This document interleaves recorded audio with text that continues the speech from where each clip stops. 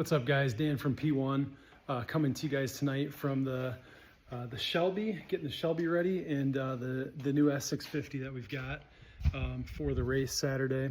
Really excited for this race, guys.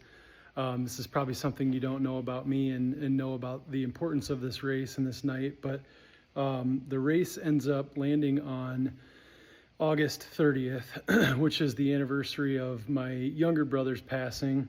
We lost him when he was 22, which would have been a handful of years ago now.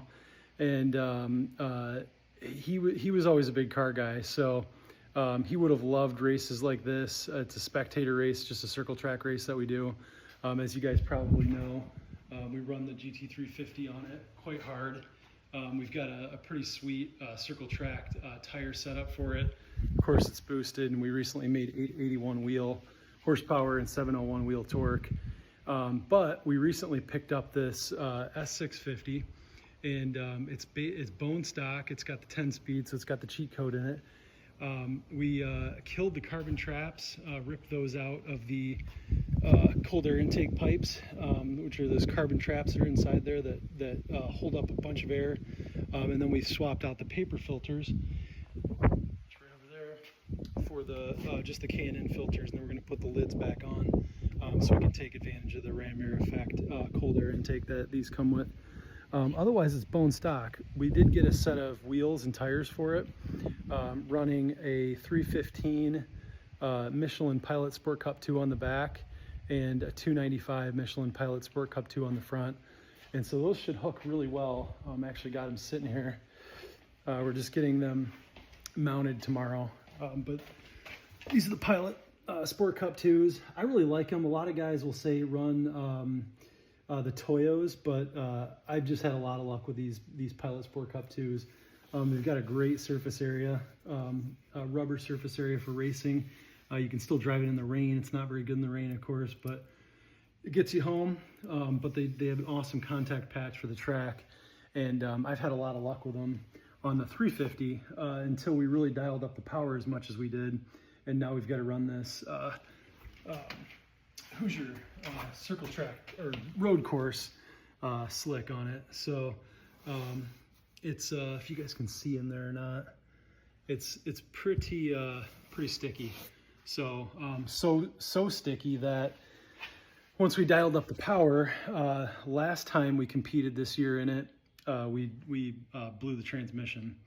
So that's just a Tremec 3160 factory in the Voodoo GT350, and blew second gear right out of it. Once we grabbed second gear, these tires hooked so well, and I think the amount of power that it was putting out, and it probably wheel hopped a little bit, and it just snapped. So kind of expected that, though. We had this at the drag strip before that at the beginning of the year, and we snapped an axle. So we knew that it was just going to continue to keep finding the weakest links. So I ended up putting a QA1 carbon fiber drive shaft in it once that happened. Ford Performance racing axles. So I think the drive shafts may be rated for 1,500 horsepower and the axles are 2,000 horsepower. We upgraded those two items, and then we upgraded the transmission to a Ben Calimer Stage 3 3160, so it was a direct drop bolt-in, you could say. So transmission's ready to go, axles are ready to go, the drive shaft's ready to go, and of course the boosted Voodoo motor is ready to go. So we're all set on the 350. It's fully dialed in on E85. It's running about like an E90, E85, E90 pump gas blend. I do have some E98 that I might run in the S650. Right now, just running the same E85 to E90 pump fuel in it. We just switched over to that tonight and started dialing it in on E85. It's doing really well. It not tuned to tuned. It didn't really spin much at all, and it certainly didn't chirp the tires at all going into any gear, especially being an automatic. But now that it's fully tuned, even on 93, it pretty much just burns right through first and second gear. And then when it does hook for a second and it grabs third gear, it has a really hard third gear scratch. where it breaks the tires loose and it really takes off. So it flies. We don't have the right tires on it right now. Getting those on tomorrow. So really can't get a lot of good times out of it, especially going from 93 then to E85. Now it's really hard to control.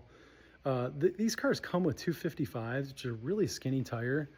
I suppose that was just Ford's way of saving money, but it's a horrible tire for these cars.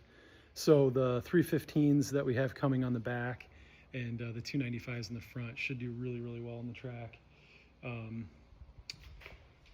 that's pretty much it. It's pretty much a stock S650 at this point. The plan is just to run a host of different modifications to get some R&D on it and really play with it.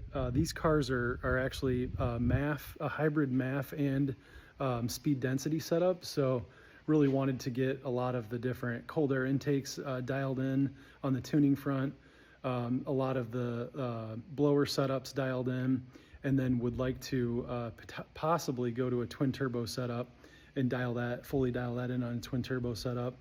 Would be pretty sweet to install the a top mount when they're available, or fab up our own top mount twin turbo setup, a parachute on the back and a roll cage inside, but doubt we'll do that because I really like the family nature of this car, because you really can just jump in and go, which makes it really nice. But we may have to do a few of those things just for R&D and then swap it back over for the family side.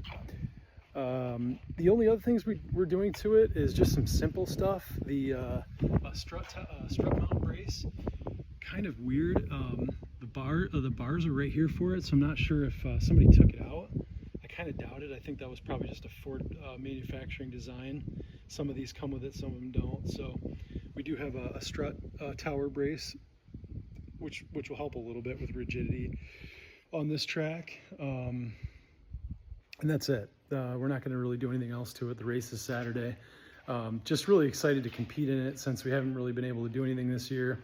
The only time we did make it to the track where it wasn't rained out or we didn't have something else going on, we broke the transmission. So this one's just bittersweet, as I said, because it lands on the anniversary of my brother's passing. So as I shared in the onset of this video, racing was something that was really important to him, and cars were really important to him.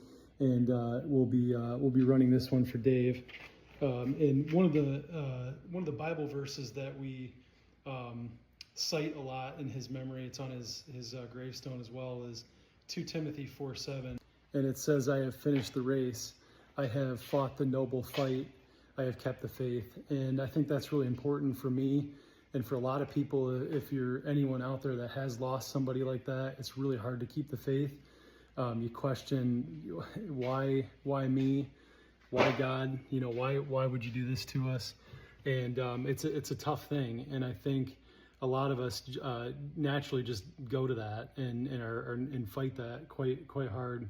And even when you do get over it and you get down the road, it really never goes away. And I think a lot of times we run into that, where we're still challenging ourselves, or maybe challenging God to say, why? Especially in the tough times when memories just come back and things get tough. You got to keep the faith. I will constantly think of my brother and how he's finished the race and he kept the faith. And I need to keep the faith for him and for everybody else, and all of my friends on here as well, because we're all going through something, whether you've lost somebody or you haven't lost somebody, or you're dealing with your own battles.